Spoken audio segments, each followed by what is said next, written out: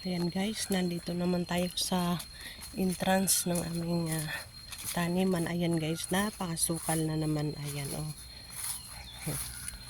Ayan mga kamote, yung luya, yung sambanig. Ayan madami ng tubo yung luya. Kaya kailangan na namin tabasin yung kanyang lugar.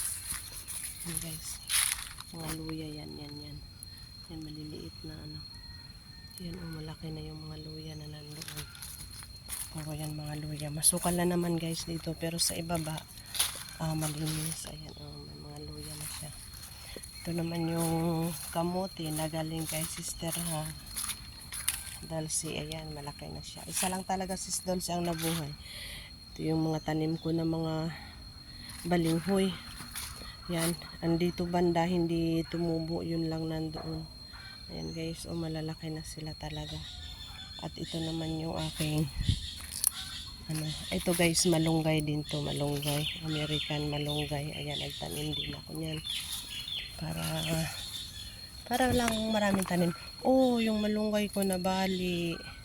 Ito yung mga bagong tanim na malunggay. Guys, malalaki na sila kaya lang. Bakit? May pumutol ng kahoy. Nadaganan yung sino kaya nagputol ng kahoy dito? Nadaganan yung aking malunggay. So, ayan yung ating mga balinghoy guys. Yan mga ilang puno din yan. Mga 30 mahigit na puno siguro. Masukal na. Ito naman natabasan na namin guys. Natabasan na namin.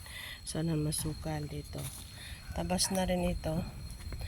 Guys, tingnan nyo yung langka natin guys. Ang laki-laki na niya diba? So, ayan. Dito kami kahapon. Isang araw nagtabas. Kasama ko yung asawa ko. Syempre, may partner in life. Ayan, ito yung mga tinabas namin. Parang nabuhay lang din yung mga tinabas namin sa lakas ng sa lakas ng tawag nito. Yan guys, mangunguha na naman tayo na malunggay. Kasi ito na naman natin. Gugulayin na natin. Ang aming niluto kanina ay ginataan na may malunggay. Mga ginataang gulay na may malunggay. So ngayon guys, ito na naman tayo. Mangunguha na naman tayo ng forever malunggay. Di ba? Para gumanda yan. Mangunguha din tayo ngayon ng sili. Para ayan, madaming bunga yung sili guys. Madaming hinog. Ayan guys, yung mga tinabas namin. Nagtabas kami ng isang araw. Pero nabuhay ulit yung mga damo. Tingnan nyo. Buhay ulit yung mga damo. Ayan, ito may sili din na hinog. Buha tayo ng mga sili na hinog. Ayan. Yung kalabasa natin guys, malaki na. Diba? Kinawawa naman niya yung sili. Sabi ng sili, okay lang.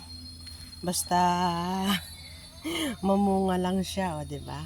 Ganon sila magmahalan guys. Hindi sila selfish. At saka, higit sa lahat, kaya ako gusto talagang mag-vlog ngayong araw na to dahil dito guys.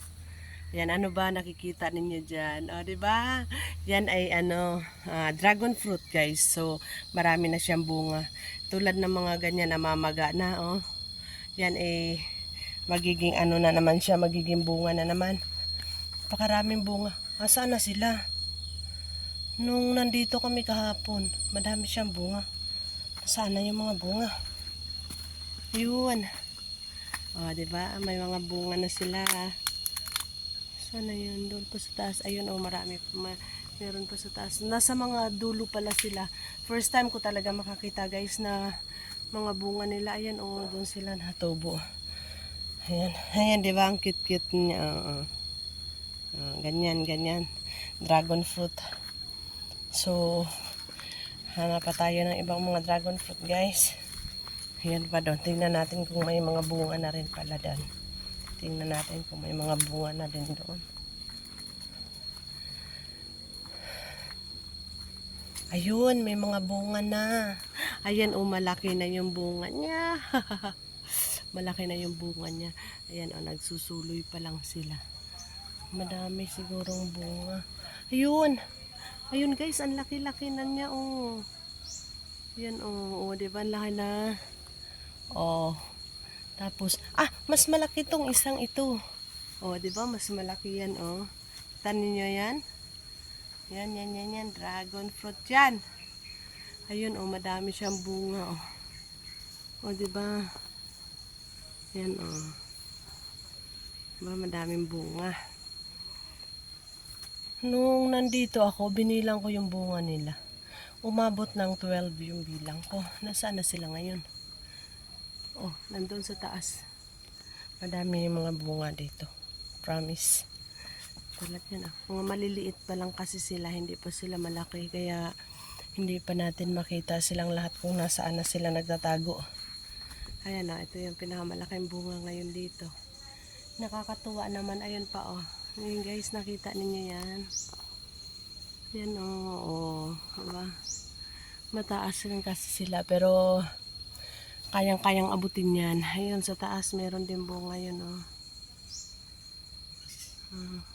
Sana ba? Ayun. Kita niyo yan? Yan. Madami na talaga sila. Yay, yung mga malunggay naman na ginawa kong bakod, ayan, nabuhay na sila. Buhay na sila. Ito yung ating ito yung rambutan, yung kasoy natin, yung ating malunggay. Manguha muna tayo guys ng malunggay. Ayan, dito naman, marami rin dito mga bunga yung dragon fruit guys. Ayan, oh. Ayan, oh. Ayan, oh. Diba? Nakakatuwa. Ayan sa taas, oh, may mga bunga. Doon pa sa pinakataas, ayan, oh, ang laki-laki ng bunga niya, oh. So, marami ng mga bunga yung dragon fruits guys. Nakakatawa, I swear, first time kong makakita ng mga bunga ng dragon fruits. Akala ko naman bumubunga sila dun sa pinakapuno, nandun pala sila sa dulo. Tingnan mo yan, oh, pinutol ko yan, oh. Ayan, tinabas ko. Siguro kung hindi ko tinabas yan, maraming bunga yan. Ayan sila, ang dalawa. Ayan, ang dalawa. Naka-zoom. Ayan, dalawa sila. Diba? Nakakatuwa silang lahat.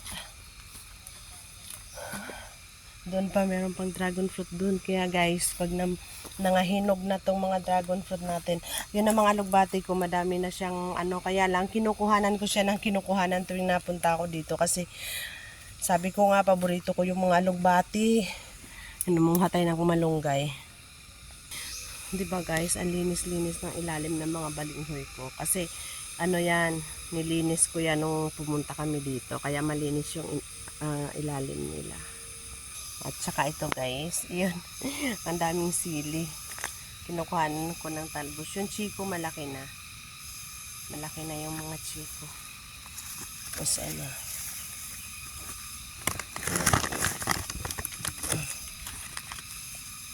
dalawa lang talagang nag-survive guys.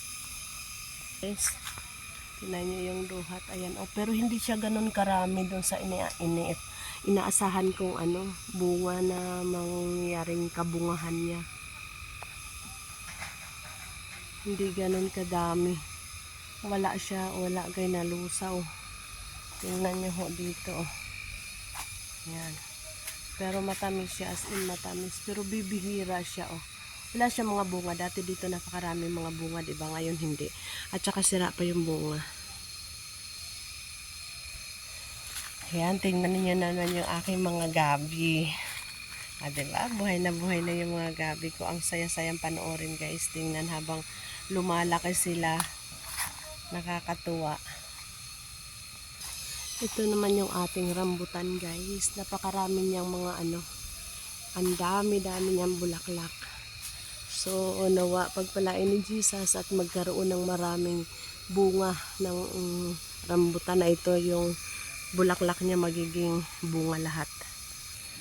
Ayan, langka natin dito guys. Ito yung tinabas namin mag-asawa nung nakaraang araw. Kaya lang ang naging problema naman ayan nga, bumuhos nga yung ulan. Kaya buhay na naman sila. Parang pinilayan lang namin yung mga Ayan. Yung isang na yan, ang laki-laki na. So ito, baka kukunin ko yung isa para may pagbibigyan tayo ng ano pang gulay. Ayan. Andito naman yung aming taniman na nalulungkot talaga ako sa kanya. Kasi nawala lang talaga ng wala lang. Tapos ayan, nagtanim kami ng sitaw. Malalaki na rin yung sitaw.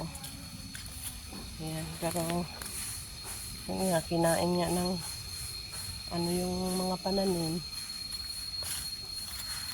Yan, oh, malaki na yung sitaw guys. Malaki na. Yan, nakasitaw lahat yan. Yung aming itinanim dito na talaga namang nang hinayang ako ng todo kasi nawala lang talaga sila. Ito dragon fruit dito, wala pang mga bunga, mataba pa lang yung kanilang ano, baka tinabas kasi. Yan, tingnan nyo naman yung bunga ng ano, oh. Oh, ang liliit nila. Ang liliit. Kuhanin na lang natin guys. Sayang din. Pinaghirapan naming mag-asawa tong itanim. Tapos, ayun o, tingnan nyo yung kalit-liit. Ang liliit. At tingnan nyo naman guys, o sira na o. Sayang. So, sira na. Kaya hindi na namin inano. Hindi muna namin inayos. Pati yung mga pipino lahat wala na. Yung mga kamatis din wala na.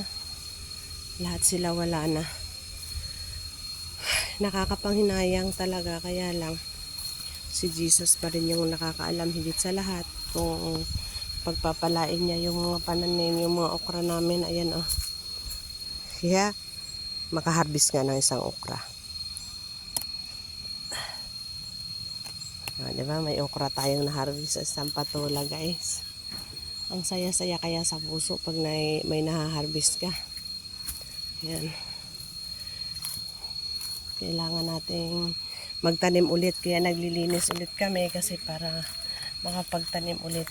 Ayun yung saging guys, oh. Hindi ko lang alam kung hinog na rin, hindi pa. Ayun. Ito dragon fruit, wala rin siyang hinog. Ay, may bunga na siya, ayan. O, diba guys, may bunga yung dragon fruit dito. So, masipag lang tayong maghanap ng mga bunga ng dragon fruit pagka alam nating araw na ng paghinog nila. Yan, kailangan na natin. Uy, hinog na yata yung saging. Ano, hinog na ba? Hindi ko makita eh. Hindi ko malinawan. Malabo na yung mata ni Lola. Yan guys, kuhanin natin yung lemon kasi kisa naman na iba pa ang kukuha, di tayo na lang. Tsaka tingnan nyo rin yung mga tanim nating tanglad. Ayan, diba guys, ang lalaki na nila. Dumami na yung mga tanglad. Akala lang damo lang ano. Ayan oh. Ayan, diba? Sobrang nakakatawa kasi ang dami ng tanglad. Ayan guys, kailangan na natin ng manok dito. Yung mga avocado naman guys, namunga talaga sila. Kaya lang, ang problema, nahuhulog sila ng nahuhulog. Oh. Sa ano siguro, lakas ng hangin. Nanghihinayang ako sa avocado. Paborito ko kasi ang avocado guys. Kaya nanghihinayang ako na natatapon. Ay, may puso dito ng saging. Hindi nakuha ng asawa ko. Kuhanin ko ngayon mamaya.